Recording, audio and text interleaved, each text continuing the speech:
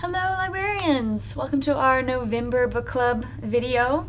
It's been a long 11 videos, but here we are. And we have a special guest. Not guest, a new addition.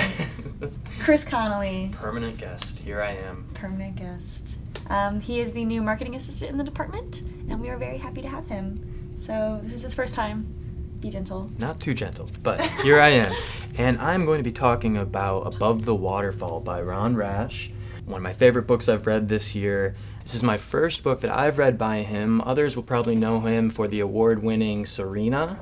He's also a poet, bestseller, crazy talented. And this returns to his favorite spot. It's North Carolina, Appalachia County, in a small town stricken by poverty. And we center on two main characters, Sheriff Les and Park Ranger Becky.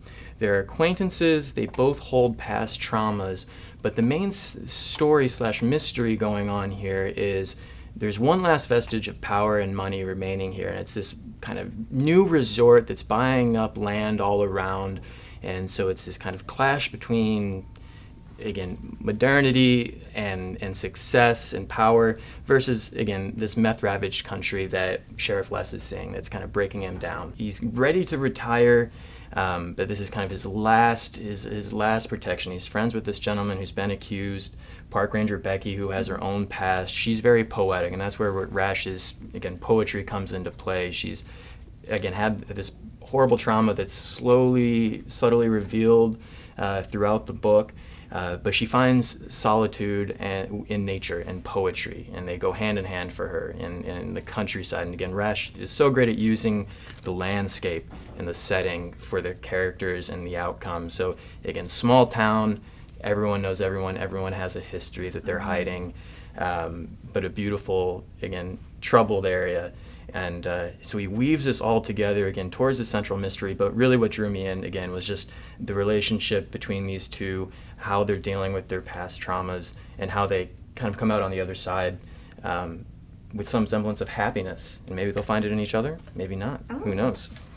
I want to talk about The Uninvited by Kat Winters. It's a kind of a historical ghost story set in 1918, where you've got like World War I, and then especially relevant to this novel is the Great Influenza Panic that's going on at that time.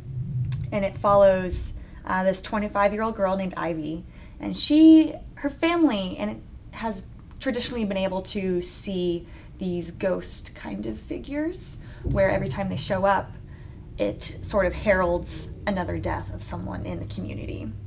Ivy has previously, before the beginning of the novel, she was totally stricken with the flu. And on the day that the novel begins, she finally is able to get out of bed.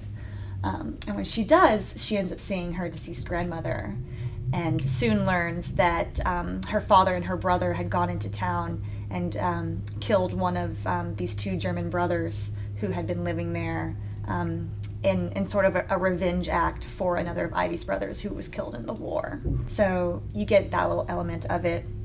You get the ghost story, because she calls them the uninvited. These uninvited people keep appearing. So whose deaths are they kind of foretelling? What's going on? Why do they appear? Who are they? So it's got that great central mystery element. And I have to say, at the end, there was this twist that I did not see coming. So all of it kind of wraps up all together. Really entertaining, really quick read, with, I think, a lot of great kind of stuff to discuss. For everyone watching, thanks for joining us. This was my first video. It's an honor. I'm looking forward to more reading, more good times, and more conversations with Amanda. So hope to see you again soon. Enjoy, everybody.